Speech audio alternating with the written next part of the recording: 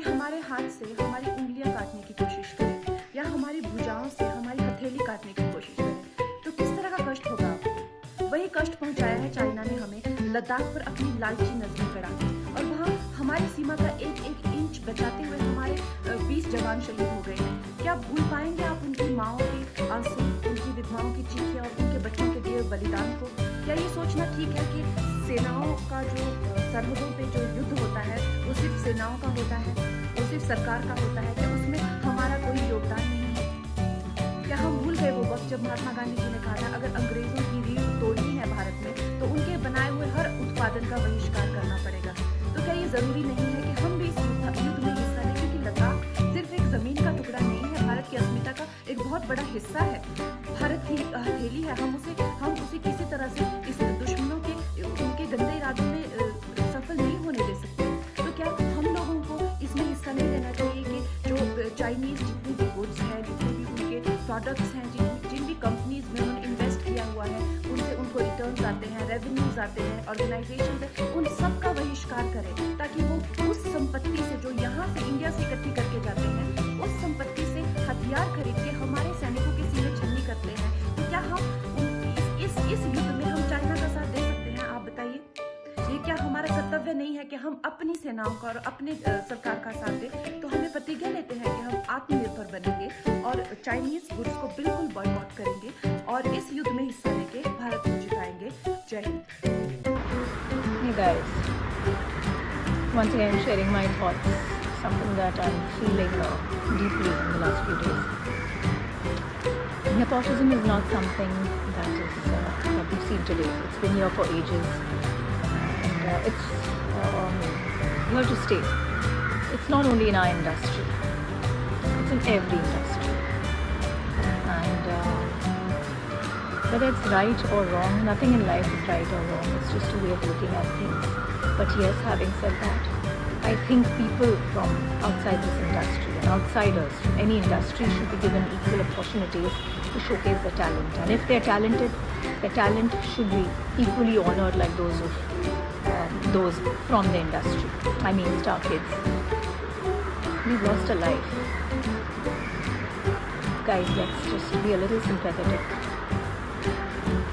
Just wanting to ask all of you all Sushant Singh Rajput fans out there, if Sushant was here with us, would he have liked you all behaving like this? And don't you think he would have been upset about the defaming and the mudslinging that's happening?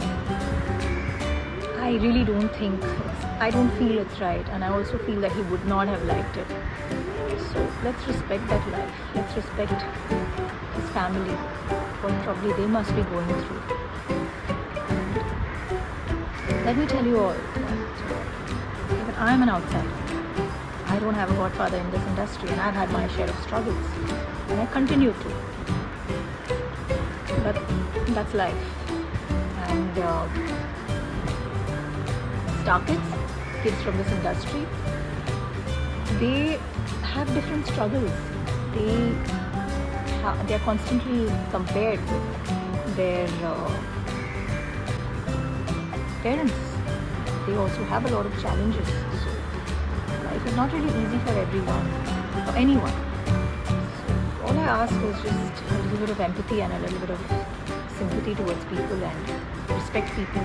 And respect people when they're still alive. Love them. Treat them right. Be kind and patient. And let's make this world a better place, guys. Love you all. 26 साल हो गए मुझे इस industry में। मैं आज भी वो दिन याद करता हूँ जब मैं पहली बार बिहार से दिल्ली और फिर दिल्ली से मुंबई आया था। जन्मभूमि बिहार, कर्मभूमि मुंबई। जी हाँ, मैं एक बिहारी मुंबईकर हूँ। यहाँ हर सेकंड एक माइग्रेंट सैकड़ों सपने लिए इस शहर में आता है, चाहे वो बिहारी हो या फिर मराठी। मुंबई सबका स्वागत बाहें खोल के करती है। उन सपनों को पीछा करने में आप कई बार गिरते हैं, लड़खड़ाते हैं, टूटते हैं, बिखर जाते हैं, फिर उठते हैं, फिर लड़ते हैं, और आगे बढ़ते चले जाते हैं। लेकिन मैंने हार नहीं मानी और यहाँ तक कि मैंने कई मराठी माणूस के किरदार भी कर डाले। मेरे पिछले मराठी किरदार, चाहे वो सत्या का भिकू महात्रे हो या फिर अलीगढ़ का श्री रामचंद्र सीरस, इन सब ने आपको अपने शब्दों से, संवाद से आपका मन मोह लिया था। लेकिन इस बार ये नया किरदार आप लोगों को अपनी चुप्पी से, अपनी खामोशी से अपनी तरफ आकर्षित ही नहीं करेगा, बल्कि पूरी तरीके से आपको जीत लेगा। और इस नए किरदार का नाम है गणपत भोसले। 26 साल हो गए मुझे इस फिल्म इंडस्ट्री में, लेकिन मैंने आज भी उसी शिद्दत से इस फिल्म को किया है, जिस किरदार को निभाया है, जिस शिद्दत के साथ मैंने अपनी पहली फिल्म, अपने पहले किरदार को निभाया था। और मैं आशा करता हूँ कि मेरी ये कोशिश आपको बहुत अच्छी लगेगी। तो ज़रूर देखिएगा भोसले 26 जून को सोनी लिव पर।